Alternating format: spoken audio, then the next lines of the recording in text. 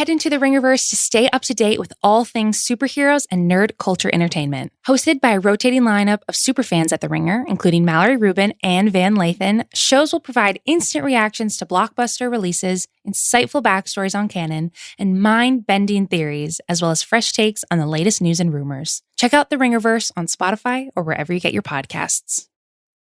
This episode is brought to you by Anytime Fitness. We may talk a whole lot about sports, but when it comes to keeping fit ourselves, there's definitely room for improvement. I hit this point early July. I was just like, I am not in good enough shape. I started trying to walk at least 15,000 steps a day or hiking or just anything to keep my legs moving. Now it's the end of 2023. I feel great. I had a physical 3 weeks ago and the guy was like, you're doing great. You're doing better than you were 3 years ago. I felt great. Whatever your goals are, progress is possible thanks to Anytime Fitness. Get a personalized plan and support from an expert coach anytime, anywhere. Visit anytimefitness.com to try Anytime Fitness for free. Start to train for your life. Terms, conditions, and restrictions apply. See website for details. This episode is brought to you by State Farm. From your morning podcast to your afternoon playlist, State Farm knows you personalize your entire day. And that's why State Farm helps you personalize your insurance with the State Farm Personal Price Plan. It offers coverage options that help protect what you care about most at an affordable price just for you. Like a good neighbor, State Farm is there. Prices vary by state. Options selected by customer. Availability and eligibility may vary. I need sports staff to clear the room. Stand up and walk now. Hello and welcome to The Watch. My name is Chris Ryan. I am an editor at TheRinger.com, and joining me on the other line, he has yet to hold a press conference this year. It's Andy Greenwald! I love that you mentioned that. You know, I got Biden mania over here. I can't wait to talk about the White House press corps. It's Green Screen Andy. What's up, buddy? How are you? I love these flying by the seat of our pants Thursdays. I think this is pretty exciting. Speak for yourself. I have a robust agenda that I have to get through with you. I just got like done doing President Joe Biden. I love it. I just got done doing the real ones with Logan Murdoch. We talked about the NBA trade deadline, so I'm feeling good. I feel like this is actually maybe what I should start doing is do a podcast before the watch all the time, so that I'm just like completely like loose and like I'm like all warmed up. 1,000,000%. Maybe I'd like to think some people might be interested in this, but podcasting is a sport like any other, or maybe like no other, but you are 1,000% right, where every so often we'll have an opportunity to, hypothetically, actually this actually happened this week, talk to someone, and the person is so good as a guest for our podcast. I'm not spoiling it because we have something coming up next month that we're thrilled to share with you guys. But the opportunity is so good that we will wildly origami bend our schedules to accommodate it. And maybe that means, being at our desks at 9 a.m, which is fine. I mean, many people are at their desks at 9 a.m, but like popping off questions, you know what I mean? Sure. At 9 a.m. At work, hard work at 9 a.m. And I, every time that happens, I'm like, oh boy. But the combination of coffee gets me there. And then I am, shouts to Steve Soderbergh, high flying bird the rest of the day. Right. You're ready to just be like, give me another pod. Let's go. I feel amazing. Actually, Andy, so today what I wanted to talk about was a couple of things. We got some listener mail or some listener questions over a Facebook group, so I wanted to hit some of those. I wanted to talk to you a little bit of... Chris, yes? I'm sorry. That's Kaya, okay. Chris, do we have a snail mail account, or has Big Lou DeJoy scuttled that too? Do we have an email account? When you said listener mail, literally do you want mail. like a P.O. box? Because I'm currently using the P.O. box that we do have is kind of tied up in some Shell Corporation stuff. So it's in Delaware, but then that mail itself forwards to a place I have in the Caymans. Oh, well, I'm glad we blew the lid off this. We'll have to circle back at the end. Okay, I'm interrupting you because I'm trying to match your energy. Talk to me about your plan for So we got a little bit of Plus news. I want to talk to you a little bit about Black Widow coming to the Plus. I want to talk to you a little bit about Superstore ending. And then we got some listener emails, some listener questions. And then I thought we could talk about our new viewing project. We've done reading projects in the past where Andy and I have kind of broken down a book over the course of a couple of episodes. But we're really excited because Andy, and I have fallen in love with a TV show. And we love it so much that we want to make it a little bit more of a longer term project over the next couple of weeks or months. And that show is The Bureau, which is on Sundance now. It's available on AMC Plus. It's available various ways of watching it. People I've sort of noticed, have started to bump up against the realities of this ask. Generally we talk freely about shows that are on like the big 7, I guess, networks and streaming services. And, people seem to find the stuff okay. I think people generally in their monthly plans are including the services that we tend to pick from. This is a little bit extra. And, it is on Prime Video, but you have to pay the additional subscription fee. You can also get it through like AMC Plus, I believe, through your Apple TV. Mm-hmm. Look, what can I say? We all agree that we wouldn't send you there unless we thought it was worth it. I think we all agree the post-Brexit Eurozone is a mess. Like, just the commerce demands on us and on what you're paying here versus what they paid originally in Luxembourg to watch the show on Canal Plus. I don't want to get into it, but it's really worth it. We adore the show, and we will explain why later. Yeah, we'll talk about it a little bit towards the end of the episode. So unless you had any other stuff you wanted to hit. Yeah, I do. It is related. I was joking about our president and his press conference, which I did watch, but there was one thing about it specifically. Is that a routine thing for you? Did you make sure you watch all the press conferences of our presidents? Well, Chris, as I believe you know from our friends in the press corps, this was his first. So what was he hiding? I had to find out. The thing that I wanted to talk about that I thought was amazing, and I think a lot of people may want to add on to what I'm saying because they saw that Dana Carvey went semi-viral for doing a Biden impression on Colbert this week that was very accurate because it chose a different tack. It wasn't doing the kind of like, manic 1960s Jiminy Cricket impression that Jim Carrey did. Hold my juicy fruit, Jack. Yeah, it was much more like the sort of slightly extraterrestrial empath bot that he has become, which was fantastic. But Dana Carvey did this, and the president did this many, many times in this hour-plus freewheeling press conference that I watched today. And what it is, I wanted to say to you, Chris, it put me on the edge of my seat in a way that I don't know if it would have for non-podcasters, because Biden does something that is the sweetest and most dangerous high for anyone who talks into a microphone for a living. Is that doing a MeUndies ad or? No, that's just bread and butter. That's just what gets you through. Chris, it is preparing an answer and then announcing that you will be providing the answer in multiple parts. Yeah. Yeah. Guys, there is no high wire act more alluring and treacherous than saying, okay, so 3 things here. And a couple times in the last few months, I've caught myself doing it. And I'm like, you rascal. You reckless bastard. So what's your major concern? That you're going to forget that you have 3 points to make and get lost in the first one and then be like, I don't remember what 2 and 3 were? 1,000,000,000%, yes. And are you worried that people are like, Greenwald sold me short? I only stuck around because I thought this was going to be a 3-prong answer? I don't think that they're going to find the answer more interesting. What I think is, I'm like, the mouth writes a take check that the brain in the moment cannot cash, right? Where I don't actually know. I mean, look, everybody knows how much we prepare these podcasts and how much we, pre-write so much of what we say. I don't know where even this thought that I'm giving you right now is going, let alone in how many distinct segments it's going to be delivered to you in. And for anyone who's like, our 78-year-old president has diminished cognition, I would say the fact that he consistently nails all 3 parts of his answer is a sign that he's operating on a higher plane than better than your us. Humble co-host. Yeah. And yet I can't stop doing it. So it's like a gambling addiction for people who don't actually gamble and nothing's at stake.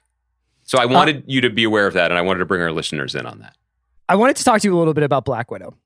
Okay. Now, as anybody who's listened to this pod knows, my interest in the MCU is primarily a Romanoff interest. No, I'm just kidding. I really don't have a feel for the Black Widow character, but this has been the biggest victim of sort of the closing of movie theaters probably has been Black Widow. This was a movie that was supposed to come out shortly after movie theaters closed. You mean the biggest cinematic victim, not like you know what I mean? The people who, and the sling biggest popcorn. Yes, exactly. In terms of releases, there's this and there's No Time to Die. These are the two that I really think of as having been like completely warped by the fact that there's just no clarity on when movie theaters will be open and what kind of audience. Tenet died, so those movies could jump backwards off of a building. Yeah, but I would argue – actually that Tenet was in theaters if you happen to just want to just grind it out in Arizona, and B, like, has since had one life when it got released to VOD or paid streaming on like Apple and Amazon and everything, and now we'll have another life in about a month when it hits Max. So I think Tenet has actually, like, to the extent that you could play this perfectly, we'll have 3 full release cycles. Interesting. Whereas Black Widow, which is already a prequel to a bunch of other Avengers and Marvel stuff anyway, has kind of just been left in the dust here.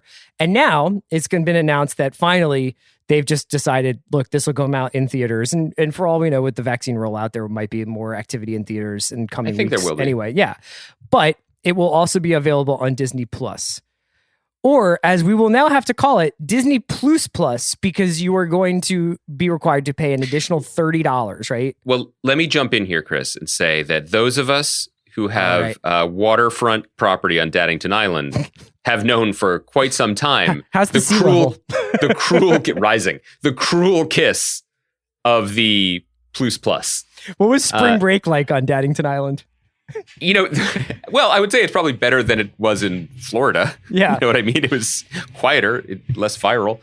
I think I even alluded to this a couple of weeks ago that, in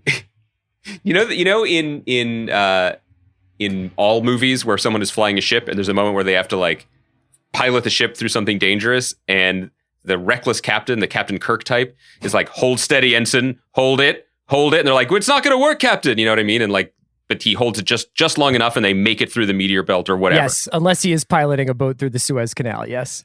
Great call. Relevance too, which I appreciate. That is me white knuckling it through the pre-release plus period for Raya and the Last Dragon.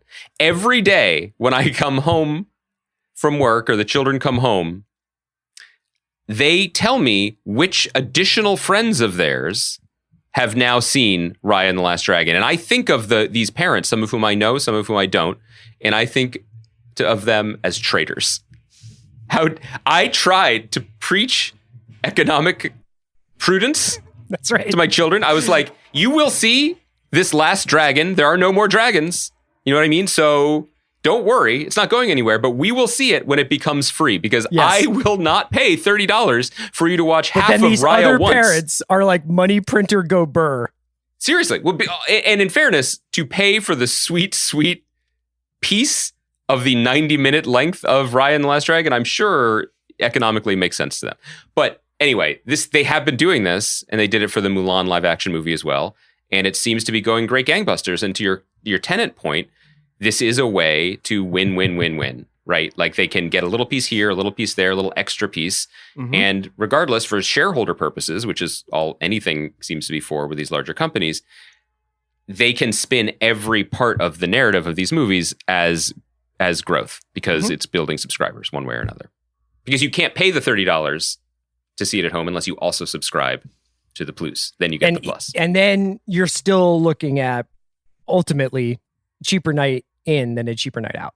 Like, if you go buy 2 movie tickets, pay for parking, in some cases pay for a babysitter, probably factor in other things, like, you're looking at a $50 night. So this is $30 plus the monthly charge. What other things? The ketamine. Like, are you a cast member of Industry going to the cinema? I mean, like, Goobers. You say. Goobers is the 40-year-old's ketamine. So you're fine. So Black Widow and Cruella both coming to Disney Plus premiere access for $30 a shot.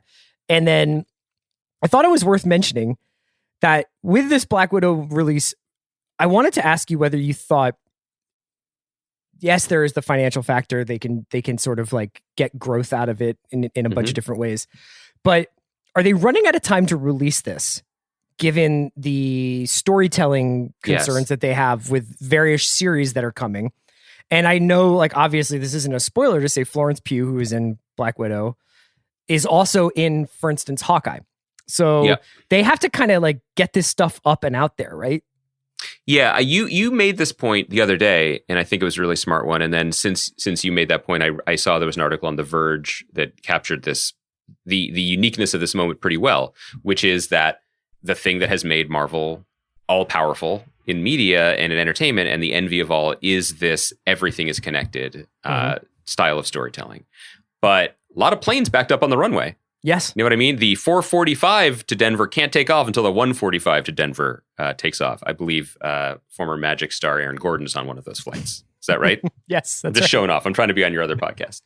And because of that, they can't do what the other big still TBD films have done, which is the James Bond movie and Fast and Furious 9, I believe, right? Which is say, we'll just wait. We're fine. This is the last possible moment, because if one domino slips, they all slip.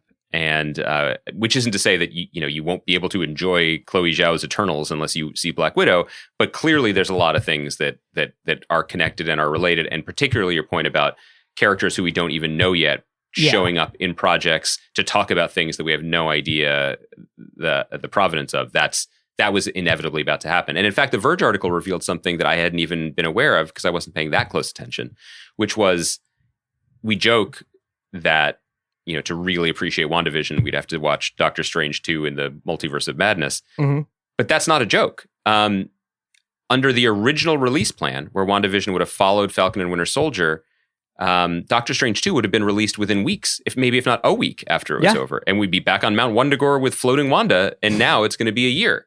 So they had a very carefully laid plan that they have had to scramble. So it has to come out. It's so funny. I mean, like what you're saying, this is such a Marvel problem. Like to have such an elaborate and expensive storytelling exercise that needs to land in a certain order. But like, meanwhile, DC wound back the clock for Snyder. They have like 2 post-credit sequences in Justice League that sets up a new chapter of the DCCU. And then they were like, Zack is fucking out. We're making Shazam 2. Like, and they're just like constantly like just turning the boat in the Suez Canal, You're really into this boat story. Dude, can we just say, like, what's up with this boat? They're just stuck? Like, we can't get this done? I mean, what's kind of funny about it is that everybody's laughing, but isn't this going to sink global trade for the rest of fiscal 2021? Shout out to the guys over at the Trap Draw podcast. I'm really worried about the choke points. Wow. Chris, I mean, I guess I got to admit it, since a lot of other people are on podcasts. I think I'm a CR head. How can you talk about this also? Choke points? How do you know about the global economy and the reach around jokes at the end of Justice League? I bet McMullen can look right out her window and see the boats piling up at Long Beach. What's it look like, Kaya? Can we get a report? Are there a lot of cans? Lots of honking. Lots of honking. Wow. We appreciate you. That we don't usually like to mute you, Kaya, but I guess it's worth it today.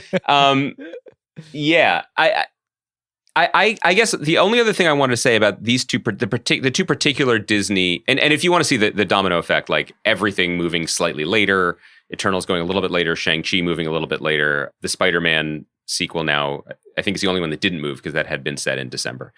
But you mentioned 2 movies in particular, which were part of Bob Chapek's announcement about this, Black Widow and Cruella. And I wonder if it's worth just looking at those 2 titles with 2021 vision, not just in terms of like where we've been globally and culturally, but also what movies even are anymore and what Disney is versus when these movies, where they were when the movies were originally set to be released. And I think that you could make the rather spicy argument that both of these movies ought to have been direct to Disney Plus anyway. Now, I think because of their like prequel origin story, a wild reimagining of kind of vibe. Well, what's the box office ceiling for Emma Stone in a Cruella de Vil origin story? I'm still not entirely convinced that's a real thing. Like that just definitely feels like an SNL commercial. And it feels like, I've talked before about how the real gold mine, or at least bronze mine of Disney Plus as a parent, is this just endless trove of like, it's not just Lion King 2, there's Lion King 1.5, which, by the way, very clever Rosencrantz and Guildenstern influenced storytelling. So shouts to our man Tom Stoppard on that. I was impressed by it. But these sort of movies that were just really, sort of self-dealing for years, perpetuating their Disney's own myths, but they weren't official. They weren't above board. They weren't in movie theaters, so they weren't part of the discourse. Disney is essentially, that's what it is in the business of being a mine and then mining itself. Like it is completely self-sustaining at this point with the franchises that it owns. And so that's just, I don't know, I guess it's just somehow more clarified with the existence of Disney Plus. So Cruella, okay, sure, it's a thing to do. Also, stars, I mean, Emma Stone's already done a TV show, but like her being in this ritzy role and then going straight to the small screen, not that big of a surprise. Yeah. The Black Widow thing, I think you could make the more cynical view, which is, yes, it's a prequel of a character who is not, spoiler, not currently alive in the MCU. Also, maybe it is giving a character that had got short shrift on the big screen a lot more room to sort of grow and develop, which is what they did with Wanda and WandaVision. And maybe that the small screen is the place for it. I actually wouldn't make that argument, primarily because the character, the people working on the movie, the cast, you mentioned Florence Pugh and others, is cool enough that Rachel I hope Weisz that and David Harbour. Yeah. I mean, that's fantastic. And I would love it if in this Trojan horse multinational corporation synergistic entertainment culture that there's room for an international spy thriller series, like on the big screen. I would have preferred it for that reason. But how do you feel about this? I mean, doesn't it sort of feel like, why were they fighting it so long? I don't know. I think that this has been a much more, when we go back and like, recently, I know that there have been a lot of like, we talked about the pandemic year for TV. There's a sports doc coming out on HBO. I think it's the year sports stood still on HBO about like the NBA coming to a freezing halt because of the pandemic. I will be very curious to go back and find out about the impact this had on the movie theater business and Hollywood's reaction to that, and what ideas were sort of trotted out there, what ideas were put on the ice. At what point was there actually did they were like, we should just do what HBO Max is doing and put everything out this year and then worry about next year? Or whether or not there has been this bullishness that I think there will be a corner turned in terms of this pandemic, and that people will start getting vaccinated in the next 2 months, and that theoretically we could be back in movie theaters by June or July. I think all of those versions can be true and probably are true. I think that it didn't cost Disney anything to keep kicking the ball down the road a little bit. They clearly, as early as last spring, probably had this as the last possible line to hold against the worst case scenario, or one of them, let's hope, worst case scenario for the virus, right?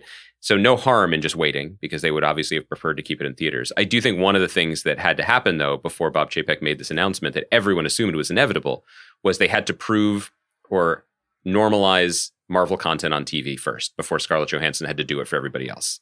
You know what I mean? And so now, 10 weeks later or whatever it's been since WandaVision premiered, it's like, okay, great, more Marvel content. I don't care where I get it. We're all on board with that now. That's fine. Further down the road, and this is something that I think Sean and Amanda on the big picture probably have spoken about and will speak about with a lot more authority, Eternals will go to movie theaters. I feel confident about the world that it will. How long will it be before it's also $30 on Disney Plus? Probably a lot less time than you might expect. Yeah, I would, because I think that window has changed forever. Yeah, and I think that will have like the most profound effect on those theaters. Briefly, before we get into some of our listener mail, I just wanted to mention that Superstore is ending tonight. After, I believe it is 6 seasons, and it'll be something around like 110, 115 episodes. And I just thought I would mention it. We rarely see a show like this where it's just basically a multicam comedy that has developed an audience over the course of its run. Ably kind of navigated the absence of its star this year when America Ferrera, who's essentially what was the big name in the show at the start, stepped aside from the show, although she did show up at the end of last week's episode and is presumably in this week's episode. And I've always enjoyed it. We don't really talk that much about network sitcoms on this show. There's not really a lot to break down about it. I thought it was really interesting, though. I just thought I would mention that this was a show that really came out as an extension of the sensibility of the Mike Schur shows on NBC that kind of exploded into popularity in the 2010 to 2015 era of like The Office and Parks. And then it aired in 2015 and very quickly became essentially like a resistance sitcom. It became a Trump era show unintentionally and became a show about... Well, we all became Trump era participants unintentionally. But I think that the issues that it kind of talked about, whether it was labor or immigration, the things that they wound up grappling with, and then at the end, COVID, and this is one of the shows that have shot through the pandemic and people are wearing masks on the show, it wound up being like a strangely reflective sort of time capsule show, as well as being like incredibly enjoyable ensemble.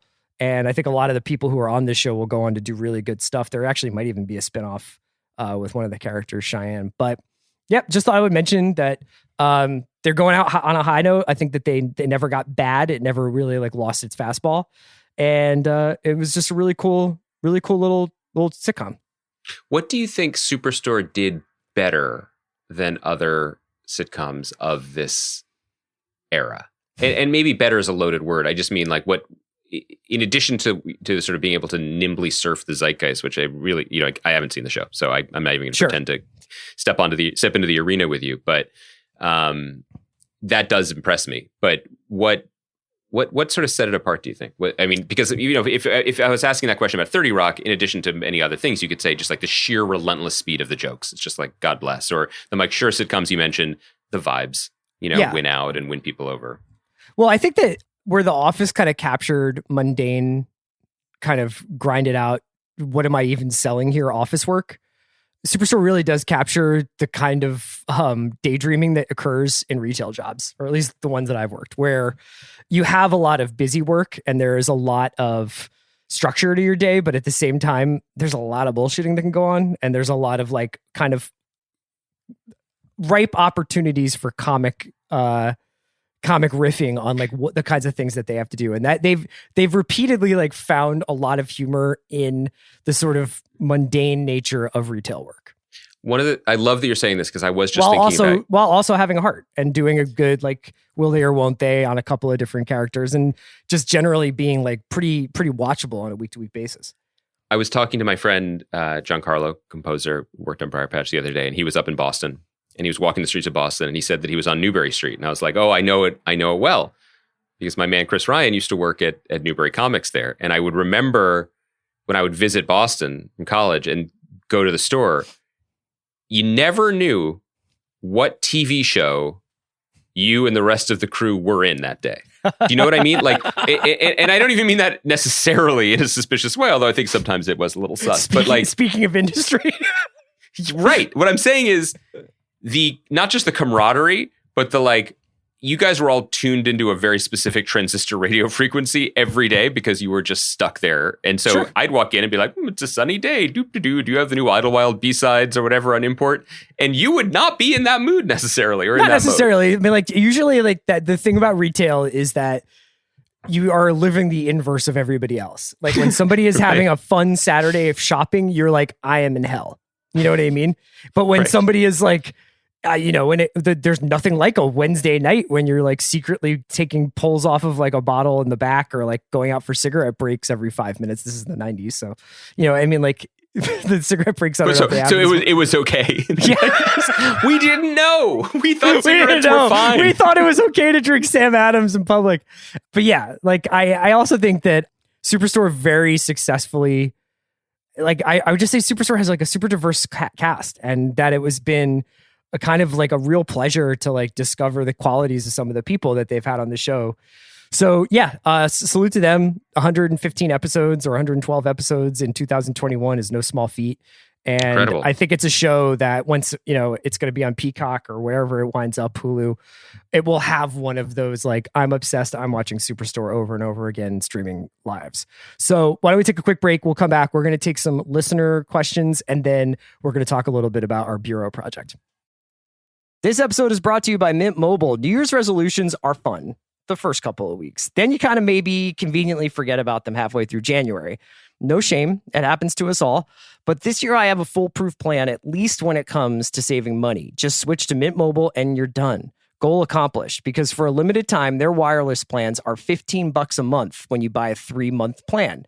The great thing about Mint Mobile is there's no jaw-dropping monthly bills or unexpected overages, and all plans come with unlimited talk and text. Get this new customer offer today at mintmobile.com/watch. Additional taxes, fees, and restrictions apply. See Mint Mobile for details. All right, Andy, we're back. I have a couple questions from our listeners. And fun things about our listeners is that, if you ask, they shall answer. with questions, but they shall answer. So thanks so much to our Facebook group for always coming through with the questions. And let's start here. You know what I'm going to do? I'm going to mix it up a little bit here. Okay. I'm going to ask you, Andy, from Jason Lavala, and you can answer this as much as you are or not comfortable. For Andy, what's the day-to-day like for someone with quote-unquote projects in quote-unquote development? How much time do you get to spend writing, and what's the rest of the work consist of? Great question.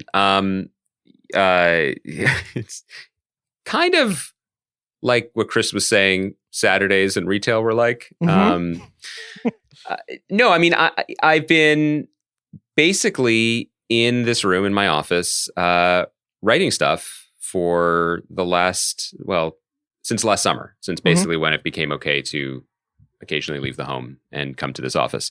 And what that means is, I think a lot of it is affected by the pandemic year, obviously, and even having a deal or projects to work on is incredibly fortunate luxury. But it also means that priorities, even within studios, were elsewhere. So I've had a lot of time to write one project in particular that I'm trying to turn the corner on a new draft of today. I would say you could do it, man. I know we were talking about this before. Chris believes in me. I was also, do you remember the old trick? And I know no one from the studio listens to the podcast, but the old trick where you turn something in on Friday with the hope and assumption that no one will read it over the weekend. So you could turn it in a new draft Sunday night and be like, oh no, read this one instead. There's no one thing that I more profoundly changed my attitude about in my life than when I went from being a writer to an editor about that. If you need it on Friday, what you really mean is I won't look at this until Monday. So I won't send this to you until Monday afternoon. Yeah. Versus like, if I said Friday, there was a reason. Yeah. Listen to you. Do you hear the little bass in his voice? The little gravel that came into his normally kind speaking voice.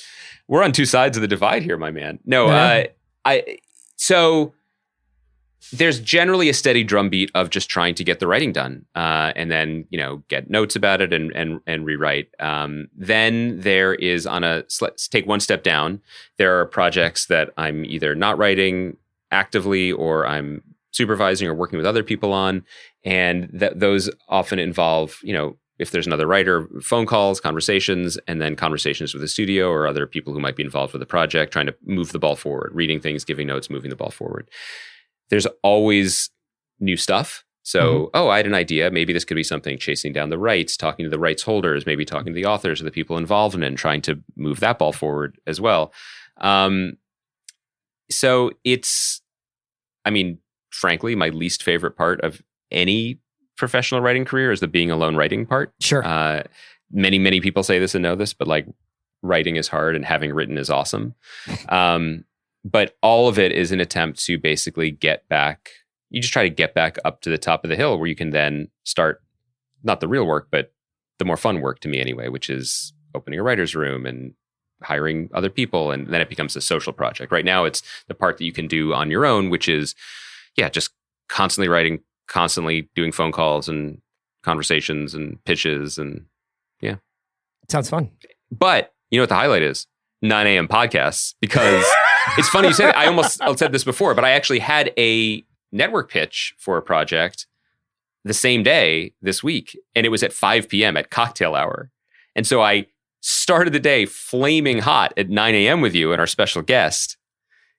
And somehow, I did not think this was possible. Somehow, that energy just stayed. The flame was on all the way until 5, which I was very grateful for. You call 5 p.m. cocktail hour, huh? Well, there's a famous phrase that it's 5 o'clock somewhere, and in this case, it really was here. I do not begin drinking cocktails at 5 o'clock generally. When do you crack one open? 5:05. No, I'm more of a 6:15 person. Really? Mm-hmm. Well, do you have a work day, even though it's work from home still, but like for the Ringer, where up until 6 p.m. you still could be getting those tardy drafts, or you have a work conference call or it's Zoom different or now. I think it's more just like in relation to like once I have a beer, I often like to have a second, Sure. You're only human. The earlier you start, the more beers you will have. So I try to like kind of like crunch the beers from like 6 crack one open as I'm cooking dinner. Nothing better, right? Nothing. Is there anything better? And then another beer, after dinner. And then, the ketamine comes out after that, So Sure. Sure. Just I was listening to that old Puffy track Victory this morning when Biggie says sprinkle cocaine on the rug so it's drug related. That's what happens around 9 p.m. Last night when I texted you, Chris, are you returning to Paris tonight in season 2 of Le Bureau? And you were like, soon. So I guess it was a lot more it was a little rougher or tawdry in your home. I'll say 2 quick things on this point. One thing that has changed, you mentioned if you have one, you like to have 2. One thing that has changed in my old age is I have learned to accept that it's never as good as that first beer. No, you're right. That is so good that actually now, and maybe this is just because I'm washed or tired, but I used to be like, let's just see if maybe I can chase that dragon one more time. Crack a second here at 8 p.m. No, I've given that up. That's the young me. Do you ever switch beers in midstream? You mean to a different alcoholic drink? No, different beer brand. Oh, well, if I've run out, sure. Sure. I mean, there are practical concerns, but are you ever I'll have one of this beer and then I'm going to switch to this other beer? Sometimes, but it's usually disappointing. Sometimes if I'm feeling frisky. You don't like that? Never, ever, ever do that. I would rather be I'm done drinking for the night than switch beers. Well, which is interesting because the other day when you and your wife had an outdoor hang with me, I was like, Chris, you actually you curated your own evening. And I was like, Chris, I'd like you to try this. And you looked at me with both gratitude and anger. And I realize that now because you were like, I'll try this. It was skepticism because essentially then now I have to take back 2 PBRs back to my home because you were like, try this beer. And I was like, as long as you have 2. Did I? Yes, you were fine.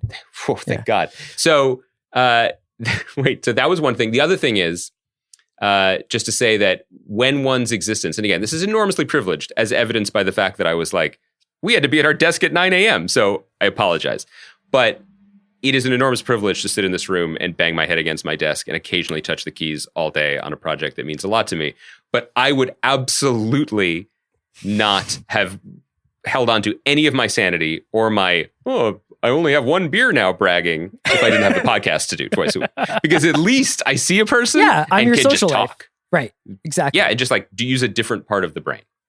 You mentioned briefly in describing your day-to-day about how the pandemic has sort of changed some of that. And we did get a question about this. We've hit this recently, but I think it's always worth kind of coming back to where Vincent Nunnally asked us, are we running out of shows due to COVID or is this just a normal dry spell?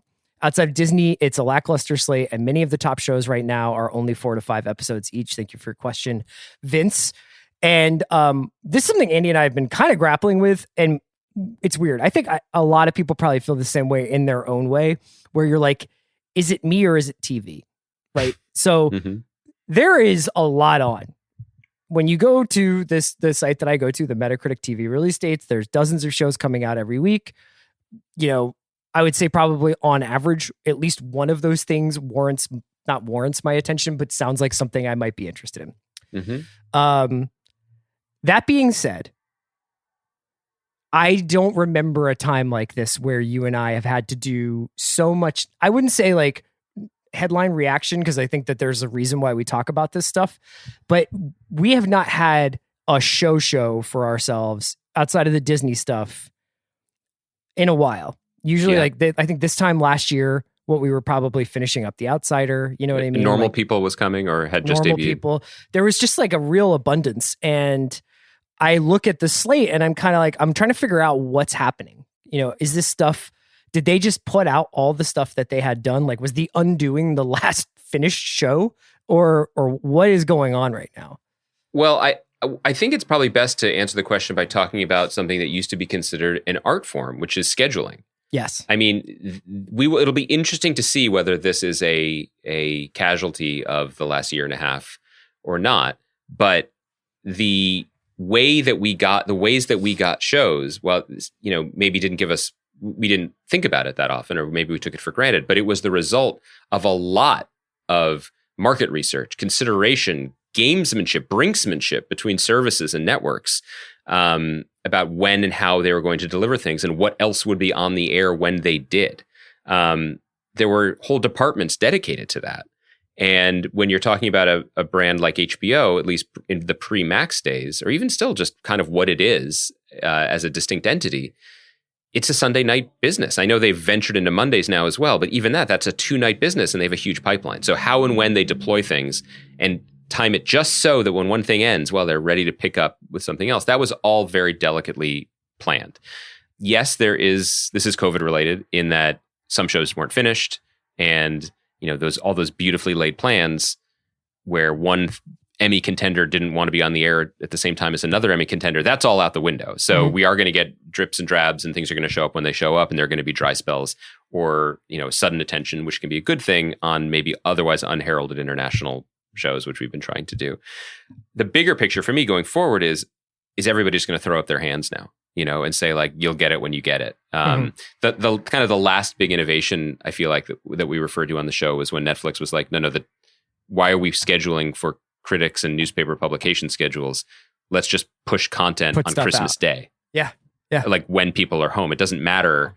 We no longer, when you and I were growing up at the Philly Inquirer, like David Bianculli would have his little like nightly picks, and like that mattered.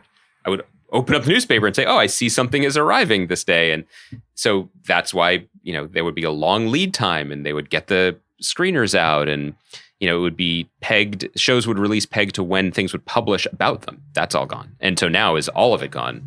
I guess we'll have to see. There's obviously stuff coming out that we were really excited about. And I think also you and I get overly excited or like very excited about shows that maybe other people are like, why aren't you? I don't know what you're talking about. Kind of reacting to this, but the Netflix thing is probably the thing that's the most different, whereas those shows seem to be happening within the galaxy of Netflix and being juggernauts within the galaxy of Netflix and have exploded in some ways, like Bridgerton or Ginny and Georgia. But like, I think of kind of like, for whatever reasons, like I enjoy Bridgerton and I didn't watch Ginny and Georgia, but we haven't really had a ton to say about those shows. So, I do think that there's something weird going on, but I can't quite put my finger on it. And I think what you're saying is really interesting, which is it's not really right now that's interesting. It's what happens in the future and how it changes, quote unquote, scheduling going forward. Jump to another question here. Patrick Dolan asks, in these days of endless streaming content out there and people revisiting great TV shows, what is one that you wish one of the streaming companies could make available that isn't right now? And Patrick, I'll say this every time I get asked this, and I think Andy might even agree with me. It's just Homicide: Life on the Street. It's actually a crime against the medium that Homicide is not available to more people. If you don't know what the show is, it's a groundbreaking NBC cop drama that aired after the Super Bowl sometime in the late 90s. It started. I remember very vividly. It was the stay tuned after the Super Bowl for the premiere of Homicide: Life on the Street. It starred Andre Braugher, John Polito, Richard Belzer, Melissa Leo, Ned Beatty. The great late Yaphet Kotto. The first episode was directed by Barry Levinson. Obviously, it was based on a book by David Simon. Tom Fontana worked on it. And it's one of the best television shows I've ever seen. And the fact that it's not available to people, the fact that people can't study it the way we study the great HBO shows, the way that we've gone back to the great AMC shows, is really like a crime. I don't know what the deal is, like what the rights situation is. I have a box set of it. I think you could still get those, but I encourage anybody, if you can, to watch it. It's a shame it's not available on Peacock or Hulu or anywhere else. It's the only answer. In past years, when we've gotten the question, I would sing the praises of Terriers, which I believe is streaming now, and the more recently the Cinemax originals that I talked about. The other Banshee week, and Nick, and hopefully Quarry soon. I think that would be the other one that I would put in that category. But Homicide is an essential show, and I don't know what led me there recently, but something in one of those rabbit holes you fall down when you're avoiding doing the writing I was alluding to, and I was reminded of one of the many. It's really unique that you could talk about a show like Homicide where the whole thing is of great import and value, but you can also handpick out half a dozen episodes that stand among the very best ever made and the most groundbreaking ever made. I was reminded of the episode Subway, which is the crossover, right? No, this is the one that's kind of it's a kind of a two-hander in that Vincent D'Onofrio as a guest star plays a commuter who is trapped beneath a Baltimore Metro Rail train at the station. And what he doesn't know, he's fine but stuck, is that as soon as they move him, he will die. And so Andre Braugher is there to investigate a homicide that officially hasn't happened yet.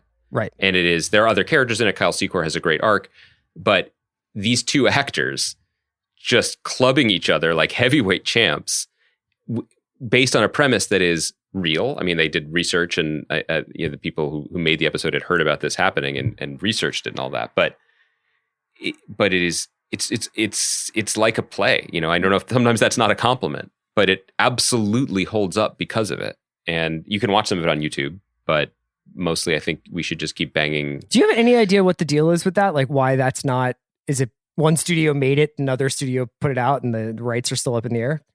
Yeah, the reason why, some people hoped that Homicide would be available on Peacock when Peacock was announced, because NBC, then it was called NBC Productions, then it was called NBC Studios, did make the show. There were other entities involved who owned pieces of it. So it seems like it's one of those things that has just fallen into the cracks. If it became an important cause for people high up the food chain at NBC Universal, I bet it could get done.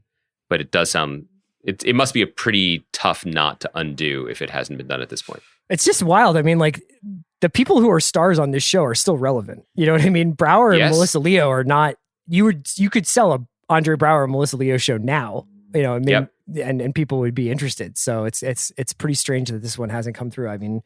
Would love to see it happen. F. Clint Denisco, great name, asks, do we see a near future of packaged streamers that pays a monthly price for a collection of streamers, a la the new version of a cable package? And I think you're going to get this question a lot more soon, because as we were talking about earlier when we were saying we'd love for people to watch The Bureau along with us, but obviously it's going to be another $5.99, $6.99, $7.99 a month, whatever it is. People are going to start having streaming service bills, monthly bills that are rivaling their cable bill, and they're still going to need to pay for their cable access and everything else. And I think that there is going to be some belt tightening and some cost cutting and some cord cutting of the cord cutters, let's just say. I don't ever think that there will be a service. Apple TV essentially does this for you, where you can get a lot of your streaming services kind of run through their interface. You can do the same thing on Amazon Prime. I don't think necessarily you're going to get like one to rule them all. I do think that we will have some mergers and acquisitions in the next 5 years. I think that's the right way to answer it. The reason why there are so many streamers is to avoid bundling. They all want to be the place that you pay directly. They want your information. They want to use the information that you use to subscribe to beat the competition. Yeah, they want to know what you watch, how long you watch it for. Integrate an insular ecosystem for their own entertainment product. I think that it's unsustainable. I think everybody knows that, but everybody's waiting for some shoes to drop. In the short term, we're talking about AMC/Sundance, that entity. There have been a lot of rumors about it being acquired by something larger for quite a long time. I don't know where that stands or whether that's likely, but it's something to pay attention to. Beyond that, one thing that the pandemic has done at great cost, I think, to the corporations who are not hurting, but you know what I mean, is kick the can down the road for at least another 18 months from D-Day, mainly because these companies, to use the one that I'm affiliated with, NBC Universal, as an example, basically can make the case to shareholders, well, we haven't done it yet. Like we built this streaming system to launch with the Olympics and to showcase our holistic, synergistic vision and have X, Y, and Z original programming on there. And none of that was possible. So you got to give us a little more rope here. And, there was a report about the company being happy that it had only lost, hundreds of millions of dollars this year in Peacock. These things are structured to lose money until they don't. I guess, aren't we all? But, if you Google which streaming services are going to survive, you will find many smart industry watchers making certain predictions as to what might make sense in terms of slightly medium fish gobbling slightly smaller fish to compete, because it's clear, that I don't know if any of these companies can compete with Disney and Apple and Netflix and Amazon. They are the big ones. But all of that is TBD, because they're all choosing different strategies and different tactics, and it hasn't really played out yet. And we also don't know what the streaming landscape looks like when people can go outside again. These several of these services were launched into a time period when people are spending more time in front of screens than ever before in human history. will there be a course correction where everybody decides to go to Dodgers games and play in the park all summer? Or will there be a kind of learned behavior where now people spend more time indoors on screens, entertaining themselves with their devices than they do going to movie theaters, gathering in public, going to restaurants and bars, doing whatever. So I'm kind of fascinated when it comes to that stuff. But I agree with you. I think that ultimately down the line, somebody is going to turn to somebody else and be like, we launched it. We have a library of originals. We have the rights to these shows. Now we sell this off and kind of take our losses. This is a fun one. Tim McNulty asked, now that Bagelgate has come and gone, which Andy obviously participated in, what's one LA food culture item that New York should adapt? What? Oh, I mean, there's so many. I'm not a takesman. I'm not wading into this at all. So this is going to be all you. I think it's too challenging to make that, to really even wade into it. The comparisons are just kind of faulty. Like if you look for LA and New York, you're going to be upset. And if you look for New York and LA, you're going to be upset. I think that the sheer breadth of cultures here and cuisines is just unlike anywhere else in the country. And it's because it's just physically bigger. So you can also, many people have cars. And so you can do what I did yesterday, which was driving on the highway. And I was like, oh, I see where I am. I'm going to get off here and have the best banh mi I've ever had in my life because I can just do that. Whereas there are wonderful banh mis in New York. Absolutely. But if you happen to be on the Upper West Side, you're not going to just dip over to Sunset Park in Brooklyn to get it. Sure. So, and similarly, like the access to produce out here is different, and the intensity, the sheer amount of chefs focused on making the very best version of the thing that they love in New York is just unparalleled anywhere in America. So, not doing it, not taking the bait. I love them both, and boy, maybe I'll feel differently once I can actually go to New York again. Yeah. But no, I'm not taking it. We've all got great stuff. I think let's go out and support these restaurants. I think I'll be in New York in May, and I will report from the front. I'll go to Sunset Park and be like, Andy Greenwald doesn't think that this is a very accessible banh mi. Let's talk about the Bureau before we go. My name carries weight in Sunset Park, Chris. Always has. Let's talk about the Bureau. So Andy and I have always really enjoyed these. I mean, I don't know that we've done it that many times, but last summer when we did Lonesome Dove with you guys, I think we really enjoyed the chance to take a step outside of the usual cycle of covering stuff and really dive deep on it with our listeners, who I think a lot of whom either rediscovered or discovered for the first time the writing of Larry McMurtry, as well as the epic miniseries, which was very informative to go back and see TV from that era in any case, but also as a wonderful piece of television. So we wanted to kind of do that with this show, The Bureau. It is hard to say this is essential because of this, that, or the other thing that's happening right now. I'm going to turn it over to Andy to kind of do the broad strokes. But what I will say about this show is that, obviously in various social media places, people have been encouraging us to watch this for a while. People are like, I can't believe you haven't checked out The Bureau yet. I started right around when Andy started a couple of weeks back, just watching from the beginning. And it is no understatement. I'm not being hyperbolic when I say it has kind of recalibrated my relationship to television in a wonderful way.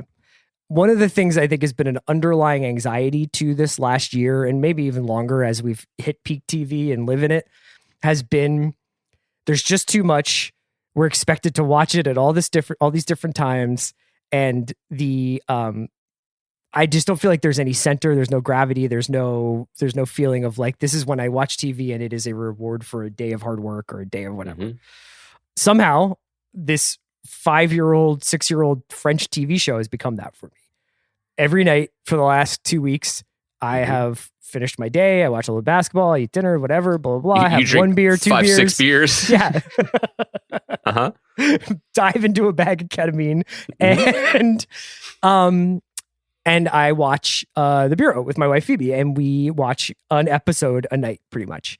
And it has taken me back. Not only is it just, I'm completely on the sauce right now, but it feels like it needs to be talked about among the great 20, 25 shows of the last 20 years.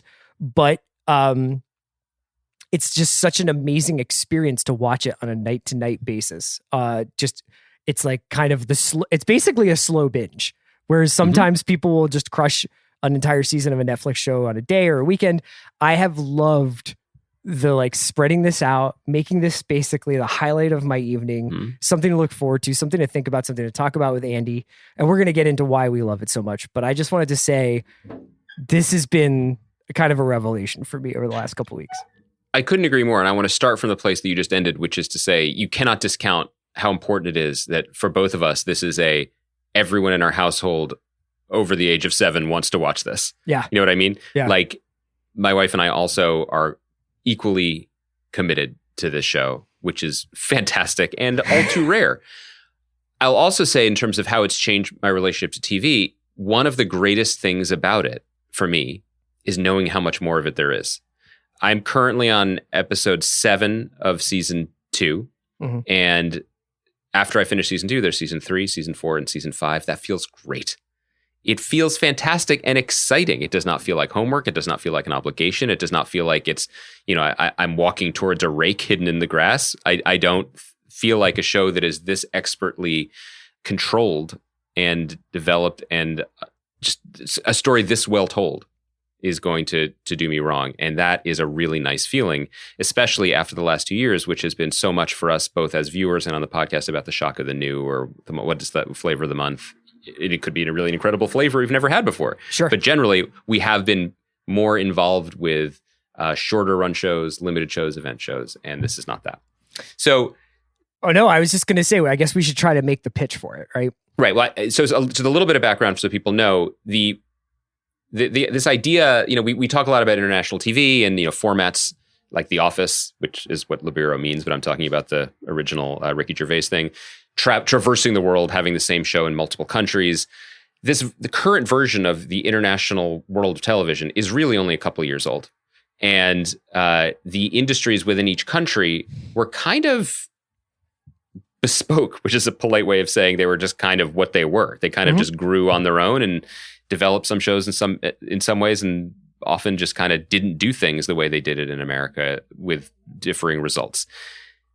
The history of Le Bureau is specifically, I think, tied to Canal Plus, the great studio whose name we have absolutely stolen for a recurring joke that only people who listen to this podcast like, saw what Netflix was about to do. They saw the rise of Netflix in Europe and particularly in France, and were like, we need to get in on this before everything that's happening on this level in France is happening because of Netflix France. Sure.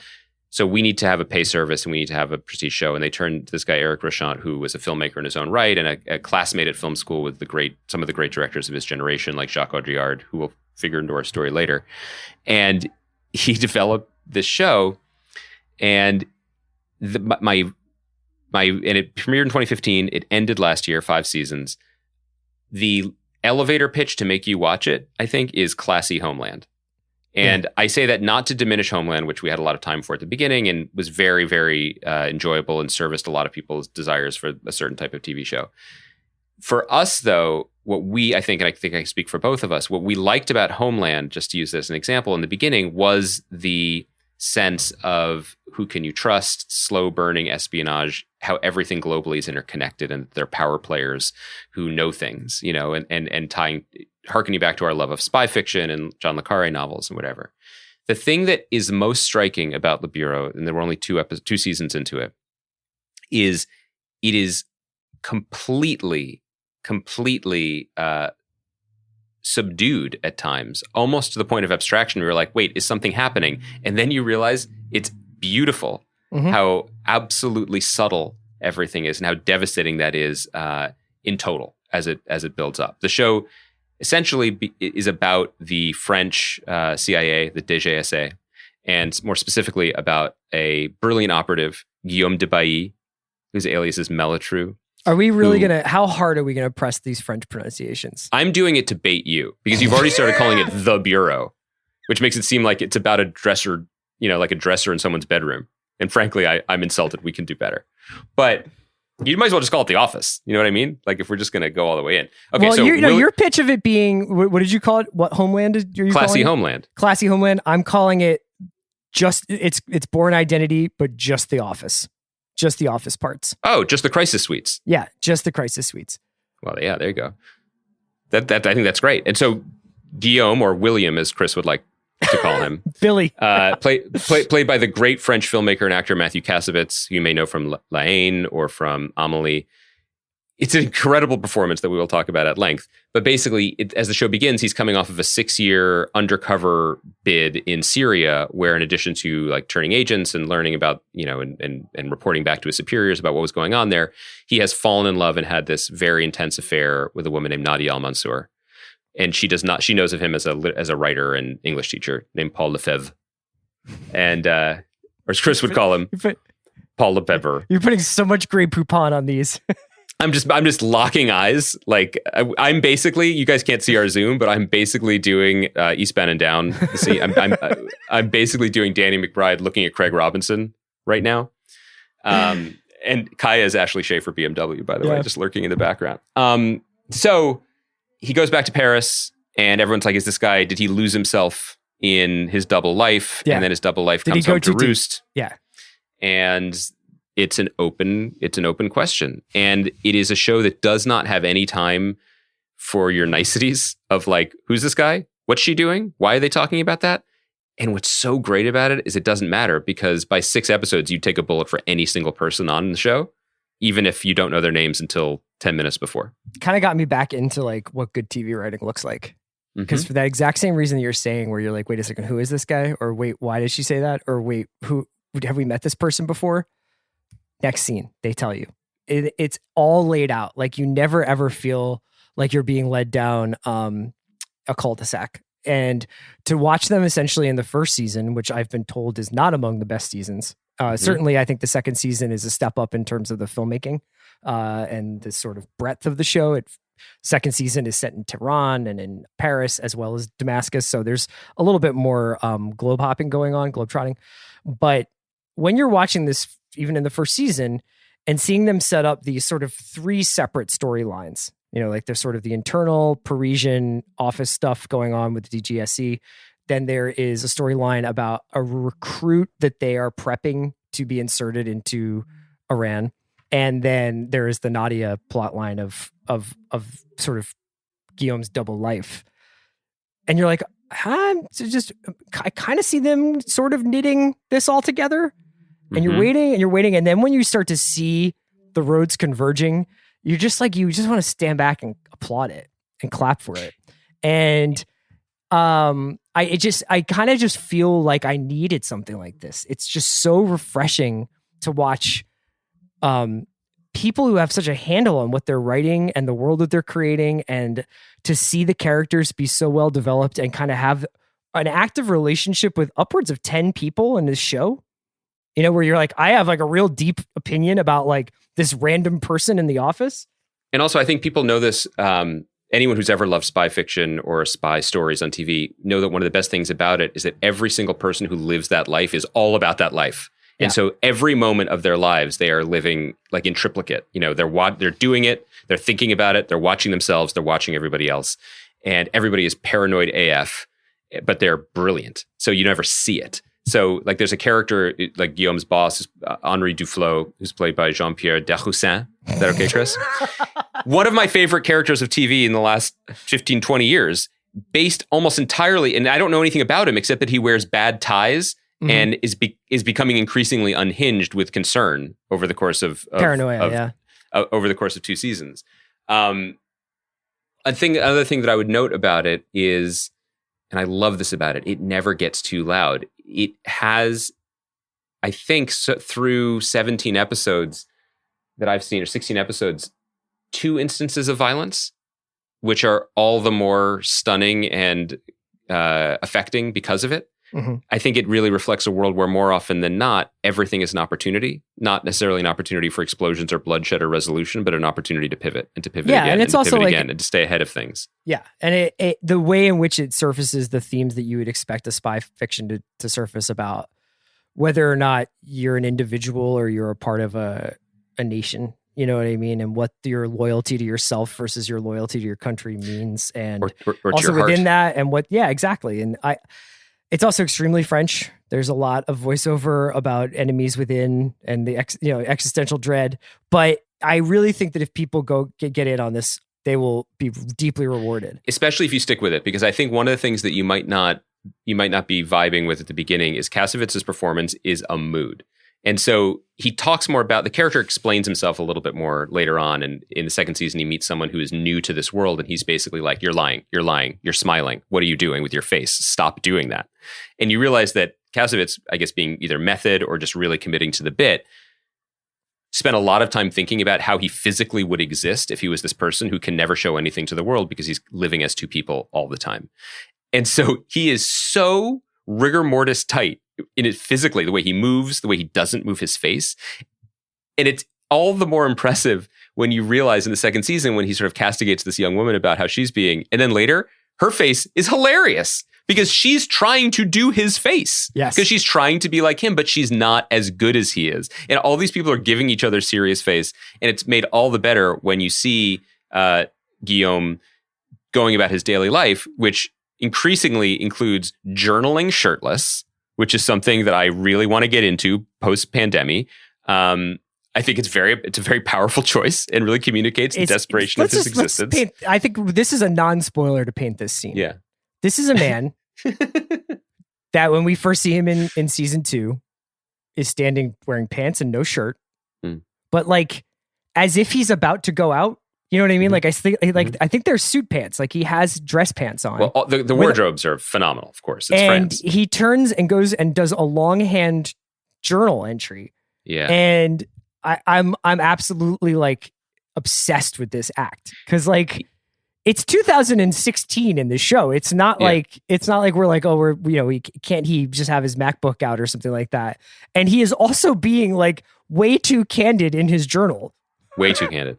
Very emo all of a sudden, which makes you wonder what he's going to do with that journal. But one other thing, the DGSA, the French CIA, has a commissary that is worthy of an entire podcast. Often the characters will go down there and just sort of hash things out. Don't blow your best material. I won't. I'll just say that I've never worked at a place that had its own cafeteria. But you know what? I don't think I have either. If I did. Not since I was a lifeguard. But that was the greatest job you ever had. Yeah. Your lifeguard. That was every day. The kid just ate Texas Tommies. You know, it's bacon wrapped hot dogs, and then had a fucking chocolate dip banana. Shout out to Lucille Bluth. Seriously, respect in heaven to a legend. Where you worked as a lifeguard, I believe, was known as Le Bureau des Légendes, the Office of Legends. I think that was originally where they got the source material from. I did a lot of journaling there. I just want to say that I've never had a cafeteria, but if I did, I probably wouldn't order half a pineapple with my lunch. But I guess that's just normie behavior in France, and I love it. Last thing, just when you think the show will just keep you on a knife's edge of tension. It's beautifully, as Chris alluded to, the direction is beautiful. Locations are second to none. But they also made a choice in the first season, because it switches languages sometimes based on the circumstance, and they had to bring in an American actor to play a heavy. We won't get into the reasons why. And they picked up the bat phone and called in Buddy Garrity from retirement. They got the god Brad Leland on a flight on the Concorde. Was Brad retired, do you think? No. Okay. But I feel like he may have been just like waiting by the phone. I mean, I'm sure he has a nice career, but like every actor, let alone a jovial, beloved character actor from a cult favorite, waits for the call being like, yes, could you come to Paris? Yeah. Open-ended ticket and just wear suits? Do I have to learn French? No. Everyone will talk English to you. It's amazing. So just when you think you can't love this show more, Buddy fucking Garrity flies all the way from Texas and shows up and just starts muttering about like how they can make people disappear as easily as they can find them. It is elite. So it's elite. I think what we need to do is probably take the temperature of whatever percentage of our audience is interested in going on this journey with us. Annie and I have already finished one, so we're ready to rock with season 1. We want to give you guys some time to catch up. I think it would be fun to do this piecemeal rather than watching the entire series and going back through it. I think we would like to go along together. Obviously, some of you may have already finished The Bureau. Some of you may have not not want to watch it at all. So what we'll try to do is make this a little bit more of like bonus material, but know that it is the central preoccupation of our life and friendship right now. So if you care about me and Andy, you'll watch this show. And also, if you notice that for the next few weeks, it's just Falcon and Winter Soldier and reader mailbags, it's because we are only watching Le Bureau. So we're just trying to be honest with you. No, dog, we're just saving it all for Mayor of Easttown. Let's be real. That's also true. So maybe I'll put out either a prompt on a couple of the social media handles to just be like, should we do this in 3 weeks? Should we do this? Yeah, let's do a poll. Yeah, we love polls. Anyway, great talking to you today. I have a hookup with Dominion. They do a really good polling machines. Is that cool? Yeah, that's good. Good. Wait, you started topical and you ended topical. That's what I love. I don't want to stray too far into current events, but I really am into the defense of no reasonable person could ever assume I was serious about that. It is such a, like, I used to use the Joe Pesci That's how you're defending your WandaVision takes. Yes, I used to overuse the Joe Pesci, my cousin Vinny, you were serious about that gif. Now I'm just going to just use the Sidney Powell response to the Dominion lawsuit. No one could have possibly thought, PDF. Like, there's no reasonable person would ever believe me. And I feel like that is something that is in my arsenal now. So be warned. Great show. You're off Monday. Don't know who's going to be here on Monday, but whoever they are, they're going to give you a run for their money. I can't wait to find out via Twitter. Thank you to you. Thank you to Kaya. Thank you to our listeners. We'll talk to you next week. Have a great week, Branskis.